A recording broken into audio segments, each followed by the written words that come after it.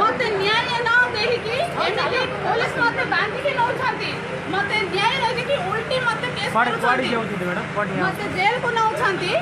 किछि असुविधा होबनी आपण माने अछंती ना मो काहे की डरबी किंतु जो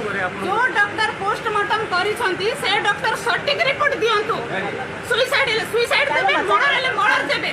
काहे की से दौड़ी रे फांसी छि बोली कहले से दौड़ी मते देखैबे डॉक्टर देखैबे ओ मैडम चलो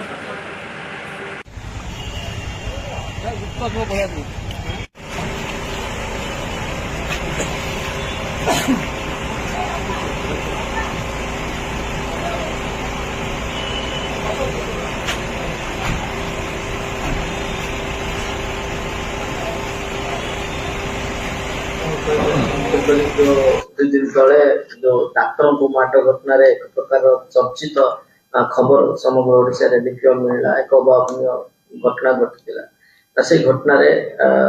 कौन सा वर्तमान सुधा पदक्षेप लिया 30 तारीख दिन जो अभियुक्ता सुज्ञानी गोमांग जो तांकर झीर डेथ जो होता से केस नहीं पोस्टमार्टम रिपोर्ट नहीं सहित जुक्ति तर्क करते अत्यक्त से ड्यूटी कर डॉक्टर ड्यूटी करने समय सहित झगड़ा कर जोतार बाड़े से निजे ही से घटना को वीडियो करके से भी निजे भाइराल करते आटा गोटे बहुत निंदनीय घटना होता या पूर्वर नारे दुईटा केस अभियोग माने केस रुजु होता जोटा कि जेएनवी स्कूल रे घेराव करथिले एवं कलेक्टर ऑफिस रे घेराव करथिले से बाबद आगर भी ताको नारे दुईटा केस थिला जेहेतु एरो सेंसिटिव मैटर हला leading to law and situation create होआ पे जो एंटिसिपेट करा जाउतला ताको ये करिया पे आ सफिशिएंट एविडेंस एवं तदंत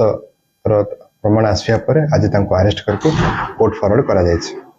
डॉक्टर सर रिपोर्ट उपरे केस नंबर 30/2024 रे केस होता और सी केस आज अरेस्ट कराई और अन्य दुटा केस रे वर्तमान तदंत जारी रही।